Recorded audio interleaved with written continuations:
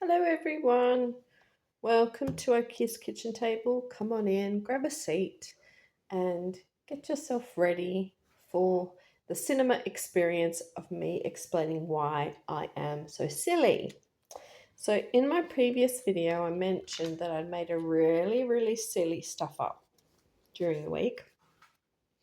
And actually that's not quite right. I made several silly stuff ups. So I'll explain what I did. I actually got my prop money out and counted out my $860 ready for payday, which is tomorrow. So we'll count the money and we'll get on to explaining how silly I was. So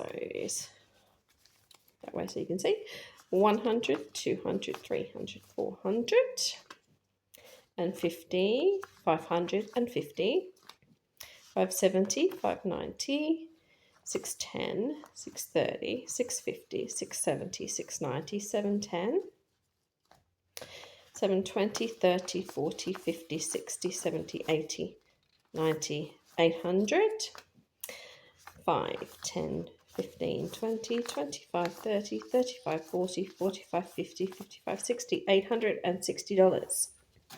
So I counted out my $860 worth of prop money ready for my payday tomorrow, and I was preparing to do my cash stuffing for the week.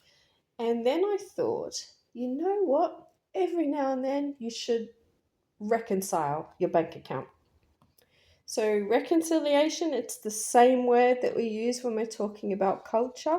It just means to make sure that both sides agree and are working towards the same goal.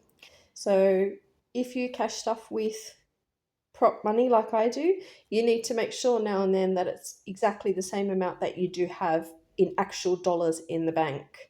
You're checking one against the other to make sure that they agree. So I took my $860 and then started counting the money that's stored up in all my sinking funds. Have you spotted the dumb part yet? I got to the end, added it all up, and I was more than $800 short. And I got myself quite confused. I thought, why? What's going on? That's a lot of money. What major purchases have there been? And I checked the bank statement. There was nothing unexpected. I thought about my purchases. So I bought a whole lot of furniture and homewares and a lawnmower, which I think I've mentioned, because I needed a bed. I didn't have a bed and we're missing things like blankets, that sort of thing. Um, so I went to find out, well, where's my bed?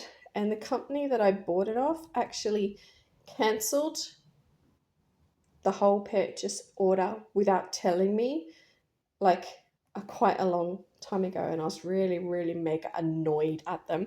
I was so annoyed that I thought, no, I'm not going to put the order back in again with you like you said. I'm just going to go to another company. And I spent about the same amount, ordered it from another company. I thought, no problem. The refund from company number one will come in and the bank will all balance and shiny happy people. So when this $800 was missing, I thought, no, I've done something wrong, or the refund's wrong, or someone's charged me twice for the furniture. No, none of those things.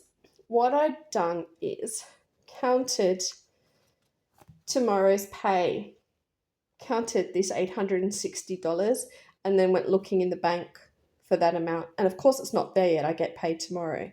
So I am an idiot.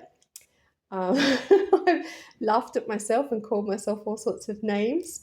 And what have I learned? It's fine to prepare a day in advance and do your cash stuffing of prop money a day before payday, but don't try and count it if you do a reconciliation until it's actually arrived in the bank. Honestly, it's such a facepalm moment and I felt really dumb, but I figured that I wasn't the only one who'd ever made a really dumb mistake with money. So I wanted to share it just to show you we are all human. We are all making mistakes and we are all learning. And that's what matters, that we're learning and we're doing better from here on. So once you hit the bottom like that, I think you can only go up. Let's do the cash stuffing for the week ahead. So direct debits, the rent is still $400. 3, 4. And I had actually gone through and borrowed money everywhere from my sinking accounts trying to make it balance, which you'll see and yeah, it's a mess. And I have to now put that money back where it belongs. I'm a work in progress. What can I say? Right. The home insurance is 10.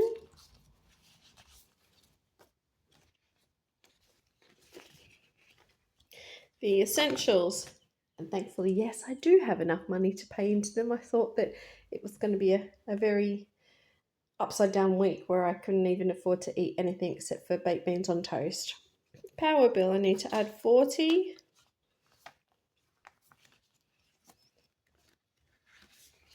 So there was 155. So 20, 40, 60, 80, 100.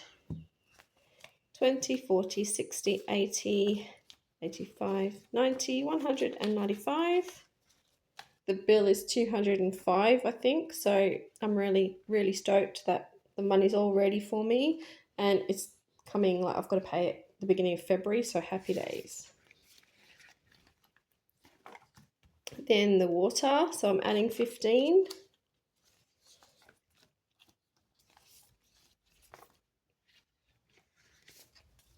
There was 95 in there. So 20, 40, 60, 80, 90, 100, 15, 110.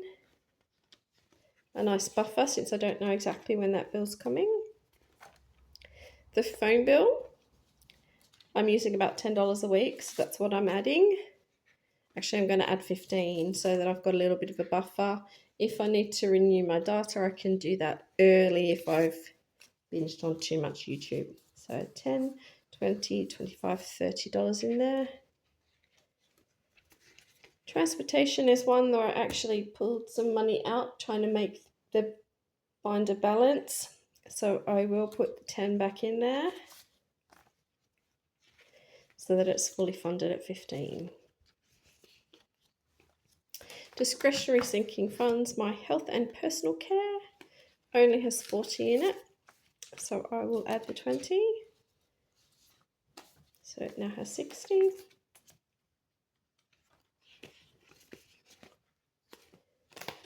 My clothing, I borrowed 10. So I'm going to add the 10 back in and also my $10 a week. Just going to use a $20 note. There. And there's 10 already, so that's 30. That's in that account, that little pocket. Okay, birthdays and gifts, I actually pulled 50 out. So I want to put the 50 back because there was no need for me to panic like that. Silly me. And also add my 10 for the week. So 60 going in, and there was 20 in there. So now there is 80.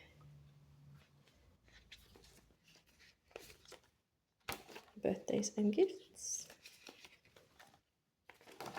My home insurance 2026 bill. I even pulled money out of this. So I need to add 15 plus also my $10 a week. So 25 is going in. So there's 20, 30, 40, 50, 55, $60 in there.